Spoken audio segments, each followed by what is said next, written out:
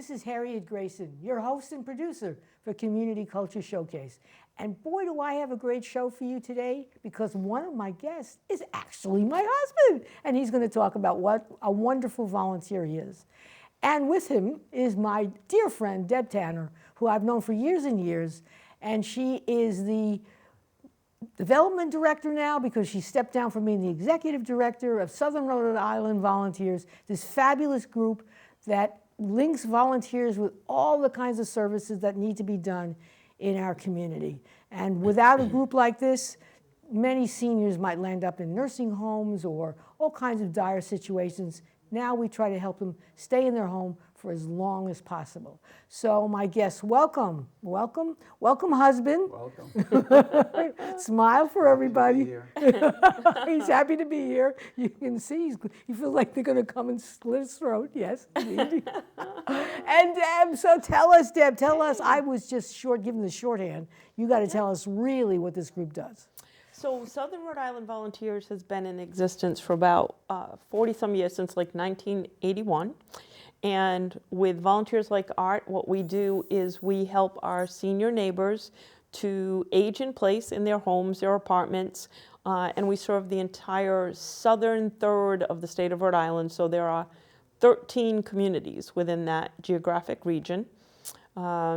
We provide services such as transportation to healthcare appointments, pharmacies, personal care appointments, grocery stores, town hall, all those things that are necessary to be an independent person. And in our area, there's not really infrastructure, so you're isolated. We also provide delivery of food through grocery deliveries. We do online shopping or in-person shopping for seniors. We also do delivery of Meals on Wheels, and then we provide companionship to alleviate the isolation that one can face in a rural community. It's not like you're going to go outside in many areas and your neighbors are, a stone's throw away. They might be 2 miles down the road, so it's... And I bet you've felt strains from the COVID pandemic, yes, where people, particularly seniors, who may be distanced from their families, right, or friends, were stuck in their house. And I remember you were involved in just calling people up on the phone to make sure they were, right, still alive, that they were okay, did they, right, need anything. I mean, that was such a vital service, right, during a crazy, crazy time. And hopefully we never see that again. But, really? But yeah, yes, that's just another facet of what you were doing to help these people at that time.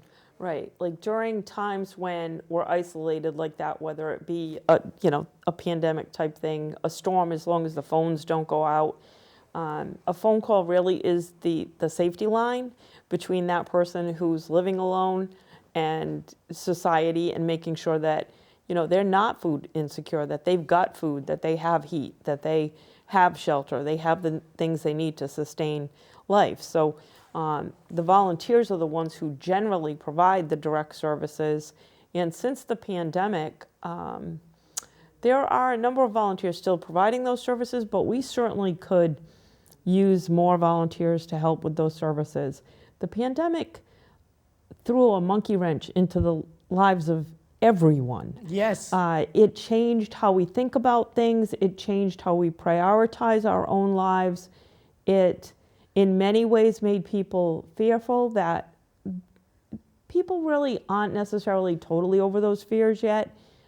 Think about if you're going into the grocery store and there's a large group of people, especially during the flu season. Are you really thinking, oh, I might get the flu or a cold? No, you're thinking, I might get COVID. Everybody's like kind of afraid of that. Or you walk into a place and people have a mask on. Your mind does not go to, oh, look it, they're being safe, how nice. Your mind goes to, what do they have?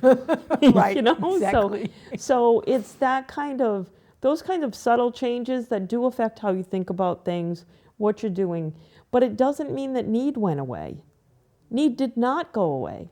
As a matter of fact, need has increased because the aging population is increasing. In the state of Rhode Island, the 65 plus population will have grown by 75% by the year 2040. That is from the year 2019, when a survey was done that was funded by Tufts Health. And per capita in the entire United States of America, the 85 plus population in the state of Rhode Island is the highest in the nation. So we're a place that seniors seem to enjoy retiring to or living in. It's the salt air. Right, and it's lovely to be in the beach area and stuff, but it doesn't mean that you don't need a helping hand. And one of the issues that we see a lot is that as we age, people tend to have issues with strength, being able to pick up the grocery bag, or they're not sure about driving their vehicle, or they can't stand at the counter in the kitchen as long as they used to be able to. So they need the meal to come in prepared. So it's not about looking at an older person and saying, well, geez, you're frail, you can't do anything anymore. It's about looking at us all. I mean, I'm in my mid-60s and saying, all right, I love to garden, but there's no more gardening from 6 a.m. to 6 p.m. Now it's 8 a.m. to 2 p.m. There are adjustments that have to be made based on the changes that happen to us as we're aging. And if you're given the gift of longevity, I don't care who you are, you're going to face a challenge or two. Things are going to happen that you have to adjust your lifestyle a little, but there's no reason why you can't be in your home. You can't be independent. You can't come and go as you once did, because there are people like Art waiting to provide that helping hand that allows you to stay in your home. You don't have to go into a assisted living or nursing care situation. You can be independent. Which leads us into tell the audience what you actually do for Southern Rhode Island Volunteer. So I started in the organization when about 12 years ago. And I got all kinds of tasks I had to do. The one I usually do is taking people on medical transports, and also events. They go to events, and shopping. Those are the two big things, medical transports and shopping. And I just enjoy being a volunteer, helping people out. I'm getting old as well, but I'm able to drive. And I meet new people, and I enjoy volunteering just to help people out. That's what I like to do. Why don't you tell or share with us some of the stories of some of the people you've met, because they have been some incredible people. Yes, some of them, a lot of them don't have resources. Right. They're on the poor side. I also do some driving for another group where people are in pretty good shape. They're upper middle class. Most of the people, Southern Rhode Island Volunteers, are poor people that really do need help. And I have taken some people who have trouble getting to the doctor. I have to spend a lot of time getting them into the car. And then I go there and walk with them and help them to get to the doctor. And also I have helped people shop. I've walked with people who can't walk themselves. They have to use a shopping cart. And I pick out groceries that they want. So I've done that as well. And most of these people have been very nice to me. And they appreciate the work I do, and they appreciate Southern Rhode Island Volunteers. A lot of them said that I'll contribute to Southern Rhode Island Volunteers, and I'm sure they do. So, and it's just that I just like the kind, considerate, just like I try to be kind and considerate. Well, I have to say that you had an incredible role model who influenced me in terms of thinking about volunteering, and that's your late mother. She was a wonderful volunteer. She was a school teacher for years and years and years, and she loved the kids, and she was very involved in the kids and their families, so when she knew there was a crisis, she could deal with that. And then she was a good citizen. She involved with the library. Your father was a Mason, so she was what do they call them?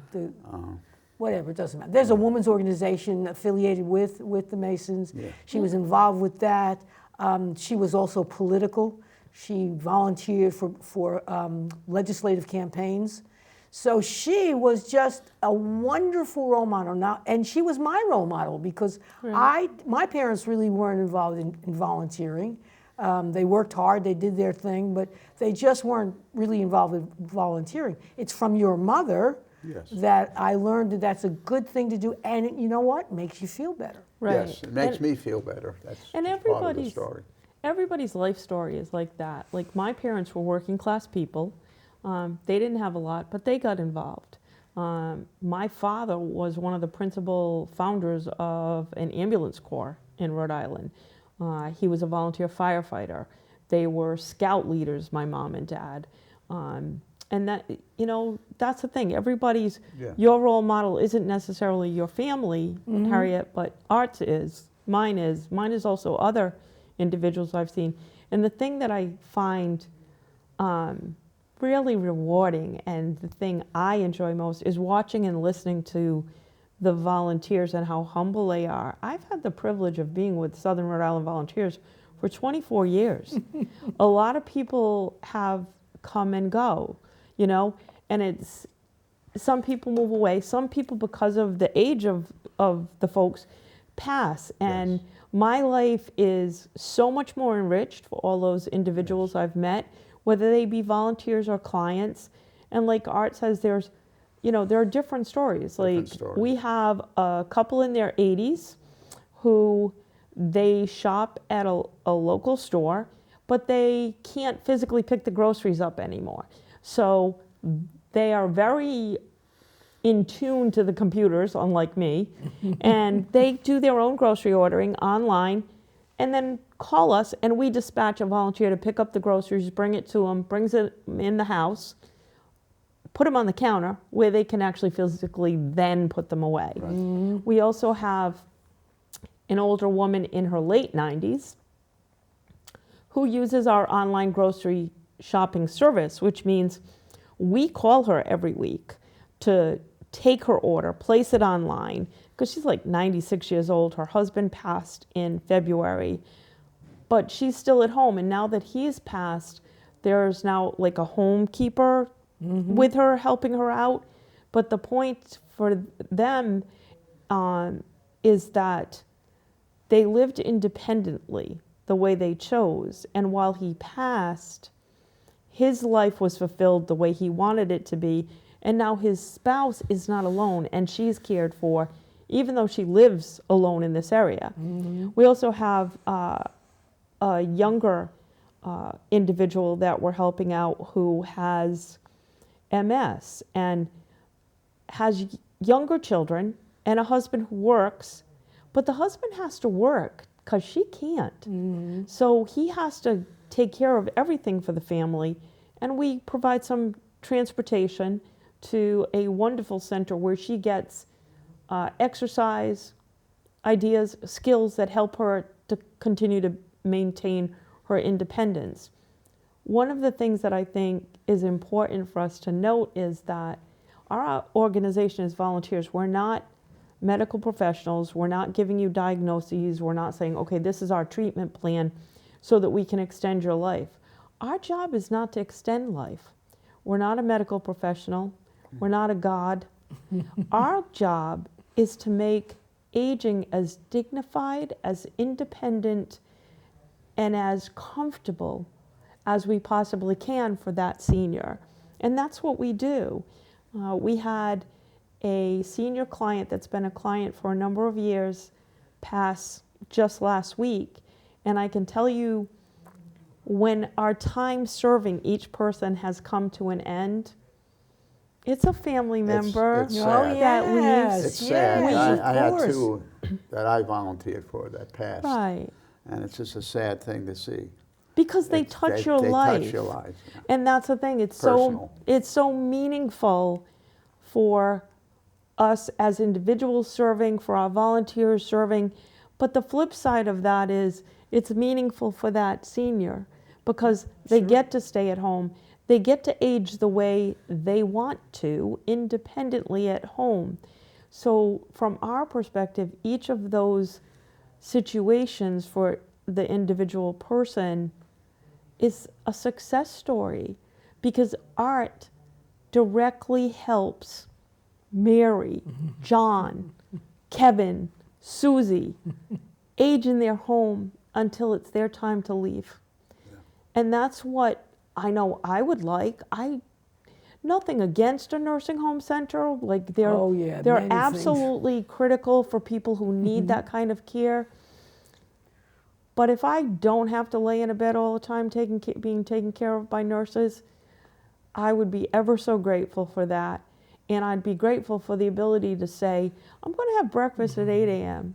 I'm going to wait for lunch till 1, as opposed to having to eat on a schedule. Understandably, yes. there has to be a schedule in an Right. institutional setting. Right. But I want my independence. I am just that stubborn.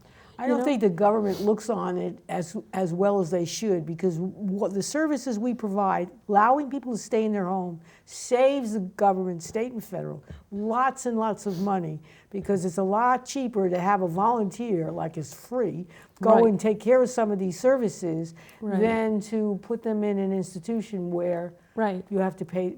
And listen, my mother unfortunately was in one of these institutions. You absolutely do not want to be there. I don't care how friendly the people may seem, you just don't want to be there. Yeah, most people, I think, would prefer to be home in the comfort of their own home and what they enjoyed. Yes. And I think, it is cost effective. It's like if you consider that we're assisting between 800 and 1,000 volunteers in a normal course of a year.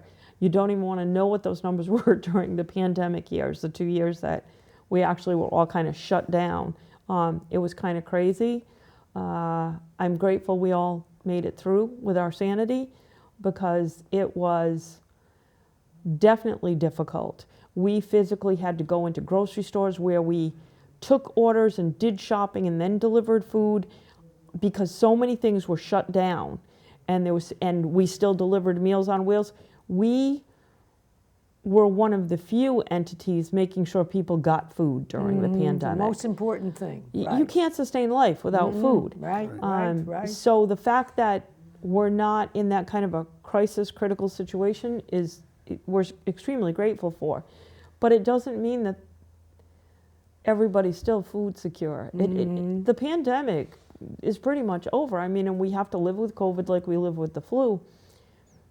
But the need for our seniors has not diminished. It's like we're going to assist that many times. We're going to transport between 700 and 800 times a year to doctor's appointments and grocery stores alone.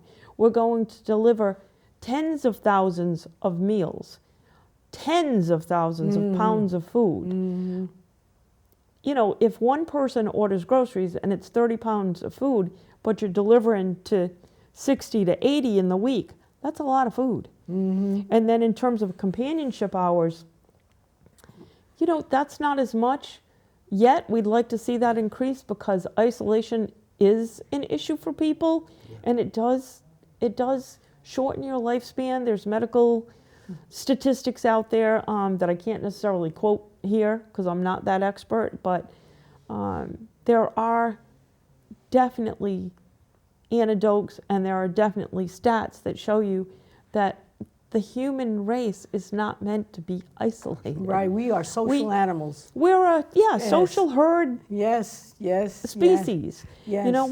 We need that interaction and stuff. So that's important. And there are certain communities where the need is maybe a little greater than others because of the demographic numbers or whatever. And for instance, in Rhode Island, like our federal government looks at demographics, looks at total numbers to determine how resources get given out. A small state is not going to compare with Utah, or Wyoming, or Florida. There are about as many seniors in the state of Rhode Island as are probably in New York City or LA.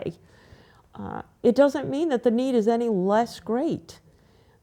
It's more rural. It's, the situation is that they can't get there from here. So they do need that help.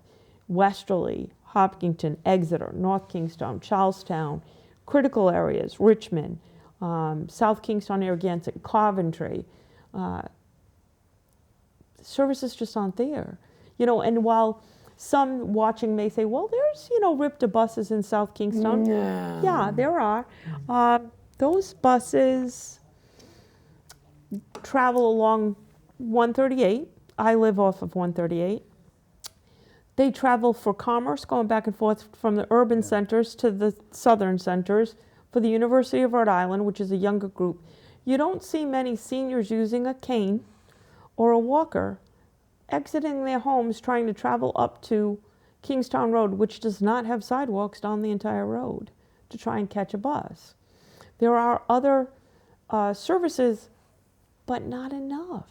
It's not enough. I know So- Richmond is like, nobody services Richmond. Yeah, so it They takes. have a senior center, but They have a great group that tries to provide some help. they don't have RIPTA buses that take you to hospitals and things like that. Right. They have limited, very limited. Right. And Rhode Island does provide a service for medical appointment transportations, but it's not always yeah. convenient. Right. It's not always successful. And while you can maybe do those things, and a young person will shrug it off, Right. an old person Right. or older person is not shrugging it off. If you drop them off at a doctor's appointment and forget to go back and pick them That up, happens. That happens.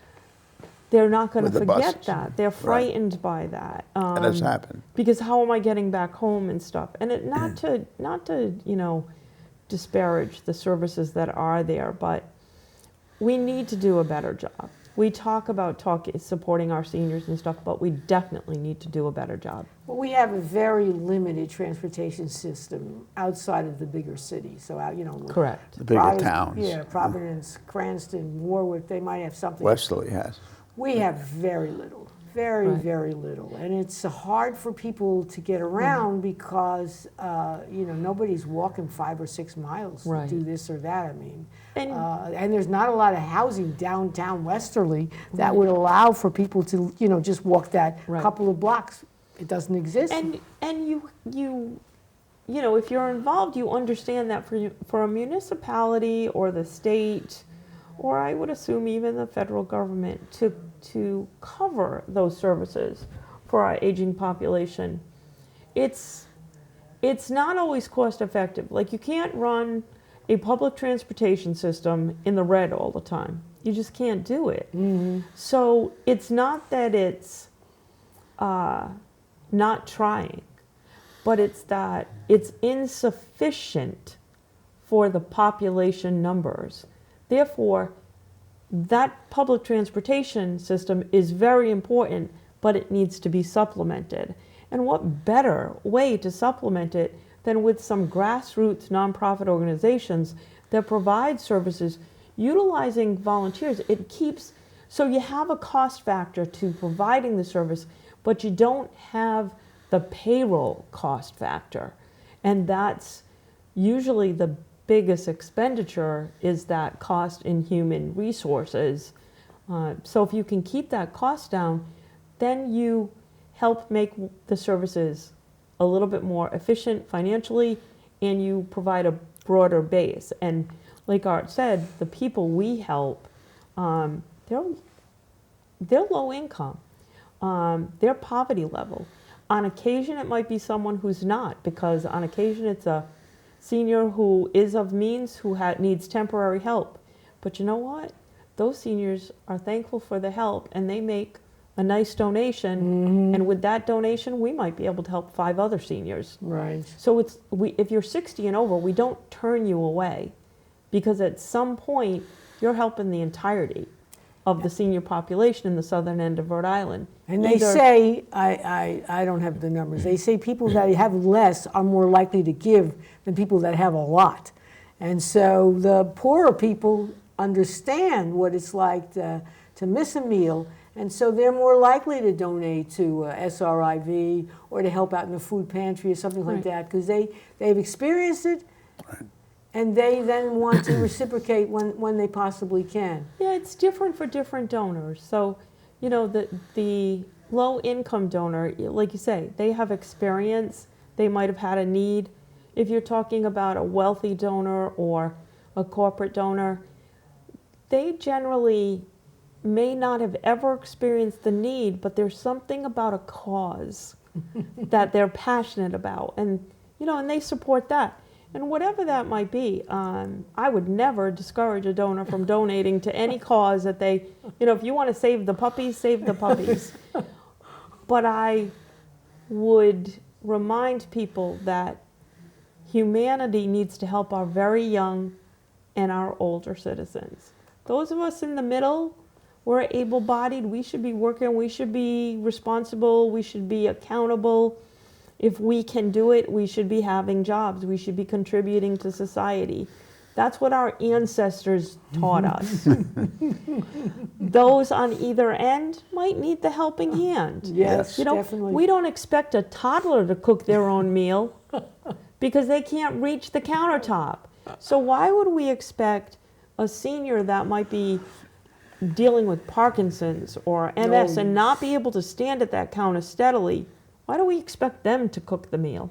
Right. You know what I mean? Right. It's not that they're not hungry or can't eat, but they can't stand long enough to make it any more than the toddler could have. Right. The need is different, Mm-hmm.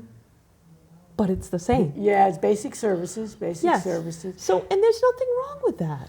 And I tell you, the other thing that attracted me to Southern Rhode Island Volunteers is the fact that, just like in its name, volunteers, it is like almost entirely all these services are provided by volunteers. Right. You've got a really small paid staff, and the rest are Right. volunteers, and many of them older people. Right. The paid staff is 3 people. We all do have director after our name because we have to for the different things we have to do. But it doesn't really mean we're getting a big paycheck, which is okay. Yeah. You don't, if you're serving at the grassroots level, you're not there to become wealthy. If I wanted to become wealthy, I would have designed something, created my own company, had a company car. I would have done that with my life. That's not the path I chose to take. But we are not a large organization, but we service a large geographic area, a good size demographic area. If you want to volunteer, you can be 13 years of age and older to volunteer with us.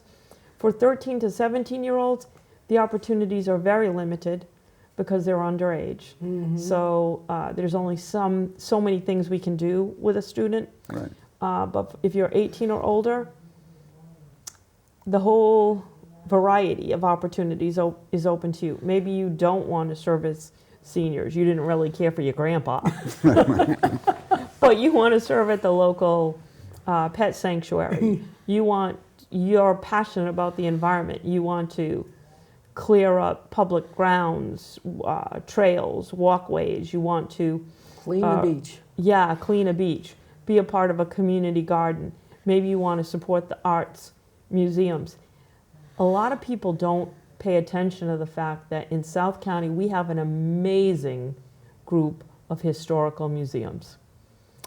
There's some in Westerly, South Kingstown, Narragansett, Charlestown, North Kingstown. They're everywhere. Yes. Right. They're amazing. They offer great programs. They offer great vision into the past and into history. And I think history is a wonderful thing and something that we should embrace and acknowledge and celebrate our successes and learn from our mistakes. Let's not rewrite it. Let's support the museums we have and learn and become a better society and a better society and leave it better. Like the one thing my dad said to me when I was a kid was, everywhere you go, everything you do, leave it better than when you got there. Yes, yes. So Southern Rhode Island Volunteers, beside the helping the seniors, also helps people find other volunteer opportunities. Yes, yep. So maybe you want to work at one of the local hospitals. You're passionate about healthcare, and even though, you know, you're not going to be a doctor, you can transport within the hospital the patients. You can answer phones. You can Right. support their healthcare experience. Maybe you want to walk the dogs at the local rescue. Maybe you want to sit with the kiddies who are there. Maybe you want to create staging for the local theaters and museums. Maybe you want to be part of the curators who keep the different groupings and collections of things at our various museums. Maybe you'd like to work with children. You know, maybe you're passionate about education. Tell me what you're passionate about. I'll bet you there's somebody looking for you. And the point of entry is there's some kind of form that you need to complete to There tell is. people your interests, and of course, anything to do with, certainly with children and maybe others, you need to have the police just Correct. check on. Yeah. So the And who you process, yes, the process is that you do need to register. And Art was successful. He registered and he Yes. went through a criminal history Yes, background yes. check, which is done by the Attorney General's office. So the data's not collected and left somewhere where someone can get that information on you. But we work with children and we work with elders, and those are vulnerable populations. So if you want to work with us, yes, you have to go through a BCI check. You'll do a registration process where you'll fill out a form, and then we'll chat with you for about 15 minutes about what you want to do so that we find the right placement for you, because it's about you being fulfilled as a volunteer too. Because if you're not going to continue to volunteer. And volunteers are a critical resource to our communities. So we want to make sure that the volunteer's happy in what they're doing. That's vital. I mean, that's how we end up with the Arts of the world, who 12 years later, you know, he finally is the volunteer of the year. And I thank you for that. Oh, you're very welcome. You know, it's like, I wish we could do more than what we do to recognize volunteers. But, you know, so Art is here today, and he's a symbol of, these are the people you're going to encounter. You're going to encounter this wonderful, kind, gentle man. He's going to pick you up, take you to the doctor. He's going to go get your groceries, bring them. You know, he's going to lend you a helping hand, and he doesn't expect anything for it. And he's going to worry about you if he knows you and Yes. some things seem amiss. Yes, and he's going to call me and he's going to say, Deb, so-and-so, I don't know, the stair didn't look good at the house. Like, it Yes, might not I- be safe. And that, you know, and that's the thing. Volunteers are eyes and ears on the ground. They encounter our neighbors so that if there is something amiss that can be helped, they're there. And we can help keep people as safe as possible. We can alert children who live out of state, because that's a big part of what's going on, is that we've become a very mobile society. So while your family grew up here, your kids moved to other states, right, guys? Yes, yes. We're So very aware of that. yeah, so other people who are your neighbors, who are involved with you through organizations like Southern Rhode Island Volunteers, we know you. So if we haven't heard from you in a couple of days, we're giving you a call. Like, hey, what's going on? You know, making sure everything is okay. Yes, and that is vital, because that is what happens with the aging society.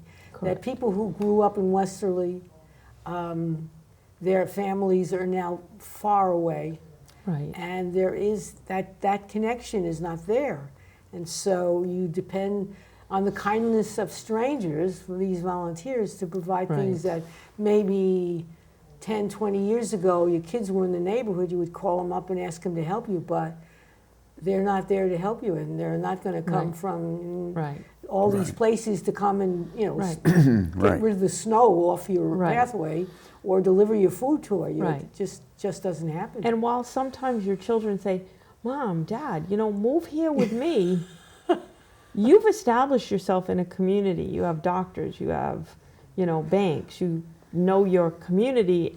And what if you don't want to move to, Right. you know, Ipswich, Timbuktu. wherever? Right. Whatever. So why can't you stay in your own home? Yeah. Yeah, yeah. And so there's maybe a little bit of peace for the adult children too, who aren't near you in the state, because you do have a network Yes, yes. watching out for you. And I think that that's another piece that's important. It's not about the one person. There's always an extension of the one person. There's always other family and stuff. Unless you're the one person who lived out to the end of your life in your family.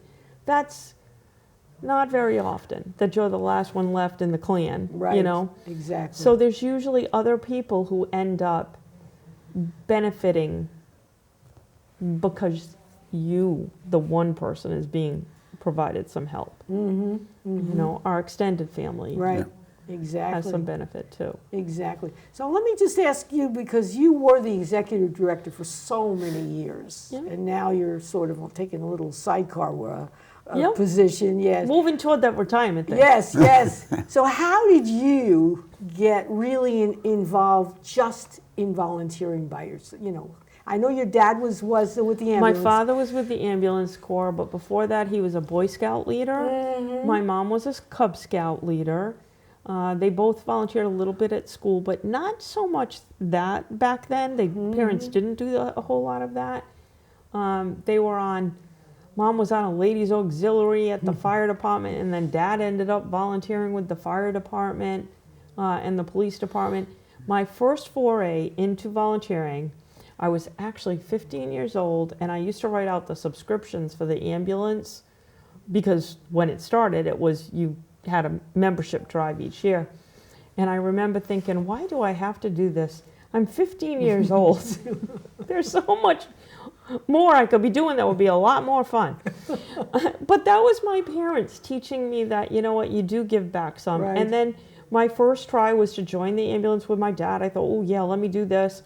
The first car accident that we arrived at, when the woman wouldn't follow directions and moved and a bone came through her skin, I was done. That was not the right opportunity for me. You know, that wasn't something I could deal with. I didn't like it. And then I started volunteering at school with my kids. I was a PTO president because my father and mother taught me to give back and to do and to be engaged. And that if I wanted my community to be the best place to live, grow, raise a family, I can't be sitting back waiting for somebody else to do that. I have to be a part of that process. I have to do what I can. I have to offer what I have.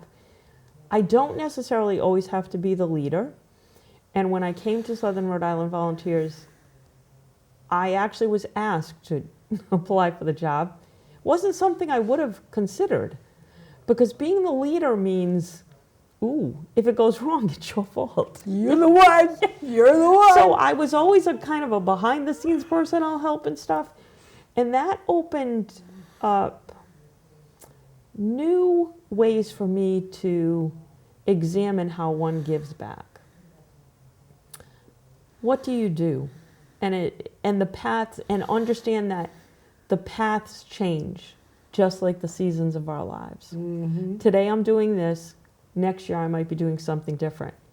It's all okay. Yeah. It's all part of the life journey and the process. And if you're on the path and you're walking forward, then you're living. Do you find, particularly in a state like Rhode Island, where the population is getting older, that it's much more difficult to get younger people to volunteer? It is a lot harder to get young people to volunteer.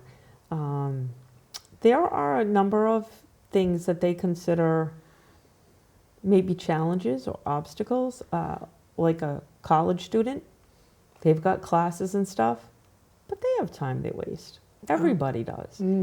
But we don't necessarily see that in the moment of life we're in. Then there's young families. That's kind of tough. But there are ways to engage. You could join the PTO and support your children at the same time, or be a coach. I coached rec league basketball when my daughter was really young and wanted to play. So there's ways to volunteer that will fit within wherever you're at in your life journey. You don't necessarily have to volunteer with the Southern Rhode Island Volunteers. There are places within your community. Certainly our children and our elders need us. And I would tell a person wanting to volunteer, if they're on the fence about volunteering with older people, the stories of their lives that they will share with you will enrich your life and captivate you more than you could ever imagine. Yes. I have met some amazing individuals along a 24-year journey. Many have passed, but I carry a whole bunch of them inside. Yes. They have impacted Yes. my life and left some gift. And you don't know who you're going to encounter today that the one thing they do or thing they say, you're going to find meaning in. And it may change how you look at things. It may change your perspective. It may change how you physically do something. You know, whatever it is. And all of that is community and humanity. Take away the politics, take away the divisiveness, take away the differing opinions. All of that's noise. What matters is right here, us. We are humans, and we depend on each other. And our humanity either shines or it doesn't, based on our choices. Yes. That people tell me, I don't really deal with young people on a regular basis. Even my grandchildren are actually too young, but that many organizations are just having a very hard time getting principally volunteers who are relatively young, college-aged and older. You're right, they have the time. They could make the time, but they don't feel, they don't feel motivated to believe that they can make a big difference. And I hear about it, that's all I can say. And I think that's a bigger conversation. I think that we've done our youth a disservice. We didn't teach them necessarily how to volunteer in the same way we did in such a wide, broad stroke of people. We've also thrown at them contentious leadership. We've thrown at them pandemics and, be afraid of this and be afraid of that and be afraid of this. Yes. Yeah. We've thrown at them, well, you got to get this education, but here's, a $200,000 debt you'll have to live with for the rest of your life. We've thrown at them, well, there's only limited opportunities for you. We've compounded the things they're thinking about and their ability to think outside of themselves by putting barriers up for them. So in their defense, I would say, we don't necessarily make it easy for young people to volunteer as a big, large group. So you see the bright ones coming through. You know what I mean? They become AmeriCorps Vistas. They become scouts and reach out in their communities. They join sororities, fraternities that want to give back. They join organizations on their own. And I have a young man who is a college student who takes the grocery orders every week in the office. He also delivers food. That's good. He also goes out and meets with seniors who are in need to do an intake and find out what their needs are. He is a college student, and he is pre-med. So he's not carrying a light load. Right. And he found the time to serve. So we need to provide the more of them. opportunities. It's not about, let's go get this university as a whole and get them engaged. It's an individual person. Okay, Harriet wants to help. Harriet, what? It's about building those relationships. We've isolated our kids. We've allowed them to be on telephones and on social Video media. screen, yes. Okay, yes. so I'm communicating with a computer or a telephone or some Game Boy thing, but I'm not communicating with another human being. Yeah. Yes. I'm not developing a relationship. I'm developing, I got a friendship with this robot over here. So we have to look to ourselves as a whole. If you want a young person to volunteer, show them how. Show them what's available. Because I know a few years back, we were at URI at basketball games trying to engage people to be volunteers. And I was more successful getting money out of them than I was in getting them actually Give their to time. to volunteer. It is. So- it is a It's harder. difficult. It's a harder ask because we all think we're too busy, Right. but we're not. Mm-hmm. How many hours do you sit in front of a TV? Yeah. How many exactly. hours are you playing that game? Mm-hmm. How many extra hours are you sleeping? Because, oh, I'm too tired to get up. Yeah. Mm-hmm. You know, so there are hours that are available. How many hours are you out in a bar? Right. Those are the realities of what we're doing. So it's about choices. It's about making positive choices. If we want things to change, nobody's going to change it for you. I You've know got to make the change. some schools, not necessarily major universities, but certainly high schools, have a requirement that kids do some kind of community service. Correct. You know, and then there's people that are through the penal system. They are out of jail, or they don't go to jail because they do 200 hours of Right. community service. So is there a way for them to sort of pick up and learn about your organization so that they can Absolutely. call them up? Yep, you can do community service with us, not if you have a violent offense. Okay. But you have a drunk driving offense, everybody makes a mistake. Everybody Mhm. deserves a second chance. Mm-hmm. We have a young woman who is we have a person on our board of directors whose initial foray into Southern Rhode Island Volunteers was a speeding ticket. So, some of the best Yes. come from a mistake. That's how Yes. we all learn, Yes. you know, and it's okay. And when I look at this person, I think we have a bright future. Mm-hmm. That's good. You know, so they are out there, and there are opportunities. And if someone has a speeding ticket, they have a drunk driving offense, you know, some other minor infractions, yeah, they can come and we will work with them on a community service basis. We'll not work with anybody who's been charged with a domestic violence offense, with an Mhm. assault, Right. with a larceny on older citizens, Right. anything like that. Yeah, you screen for Um, that. Yes. Yeah, Yes. no, we're not going to give you access to an older person that you could then make a victim out of. Mm-hmm. If you're a kid and you need to do community service, absolutely. But what I would say to that student is, we want to see your enthusiasm, not your mother's, not your father's. We want to see you calling us up. We want to see you saying, I want to stand up and be counted. And we're happy to work with you. But if mom comes and she's dragging you, It's not going to work out. no, that's not going to work, because you're not ready to give back to society. And the thing is, our society has changed.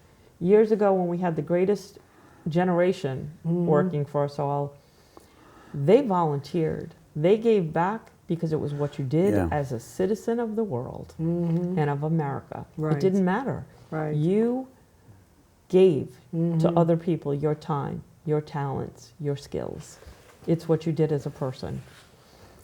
Those folks taught us that lesson. Now we need to pay attention to it, Yes. because it's now up to us. Yeah, because I would think, I don't know, you have better stats than I do, that the vast majority of your volunteers are actually older folks.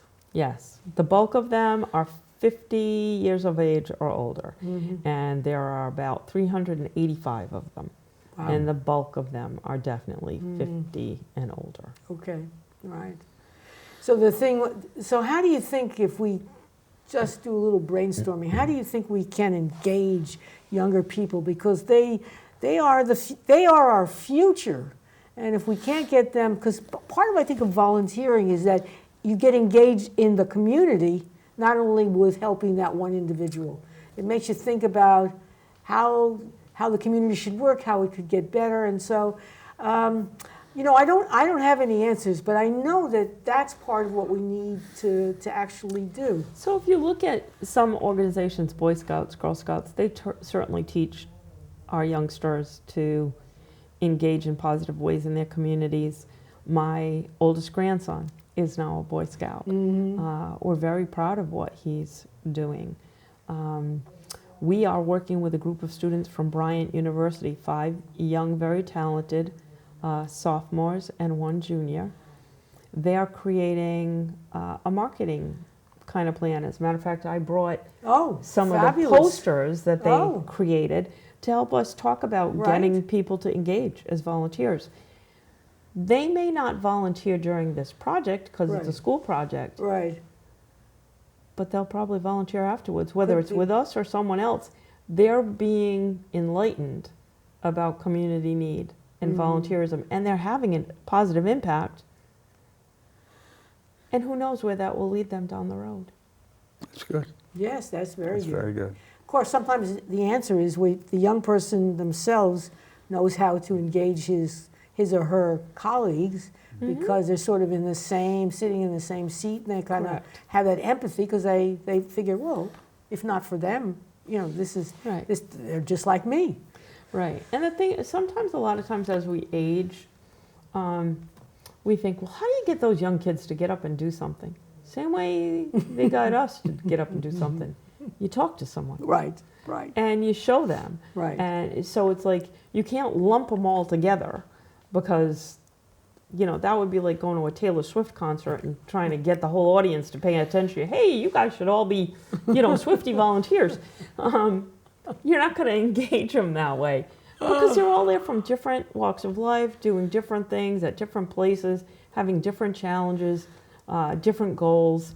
So it really is about building the relationship one-on-one, just like we do as older people with younger people. Right, exactly. Yeah. Because we will soon age out of helping others, and We'll be looking. we need replacements for sure. I can imagine that definitely kids did not function well during COVID, and they became used to doing all their school learning on the Chrome laptop and Yeah. things like They that. became isolated. There's Right. A lot of isolation. And that's the thing that people sometimes miss is that here's the child who's isolated because we got a pandemic and you got to stay at home and you got this Chromebook and that's all you got. Here's the senior citizen who's isolated and they got a television set. It's no different. Right, right. The elder, the youth, both are isolated. Isolation feels like a challenge, feels devastating, maybe a little bit different for each person because we're all individual people, Right. but it's still the same challenge. Right. Yes, and I think I still think we're stuck with facing that right now because lots and lots of kids. I read it. I don't know. They haven't returned to school even when school has now been open. They, for whatever reason, their parents have decided they'd rather have them homeschool them, which that most of the people who did that 15, 20 years ago had a different point of view. They had a religious point of view, but not necessarily now. I mean, they're fearful. They're afraid things will happen to the kids. Right, and they're fearful for, a whole variety of reasons, which is what we have to take responsibility for as a society. There's violence, there's pandemic illness, there's, Drugs. Yeah, there's a lot of You reasons. hear about fentanyl all the time. Yeah, there's a lot of reasons that people choose to isolate. Not necessarily For good reasons either. right, not necessarily a great choice to isolate, but definitely understandable. But until we decide to stand up and take back society, we don't change it. We have to not be afraid. We have to move forward. We have to live life. Life is not a dress rehearsal. It is the main stage, main show, one time, folks. You're going down that path, you don't get to do a return visit. So you better live it to the fullest. So people want to volunteer, get information. We have your website there, and they can just go right on the website. Yes, they can. If they go to the website, which is, What is the website? www.southernrivol, short for volunteer, VOL.org. There it is. And- There is a volunteer registration form. That'll get them started. They fill that out, they email it, we'll contact them, get them in for the BCI, get them registered, find out what they'd like to do, what would add meaning to your life. They can also give us a call. They don't necessarily have to have a computer. Not everybody does these days, even though that seems odd to people. everybody can't afford one. Mm-hmm. You know, so, and that's fine. So we have a telephone that we do answer Monday through Friday. Oh, you definitely answer the telephone. We definitely answer the telephone. There's always somebody there. Yes, because it's like, there's nothing, I don't like recordings. Press 1 for this, 5 for this, you know. So we answer the phone. We will pick up that phone Monday through Friday. That's This week, I'm fibbing. We will be closed for the Thanksgiving holiday, so it's only Monday through Wednesday this week. But yeah, so it's important to communicate in multiple ways because everybody communicates multiple ways.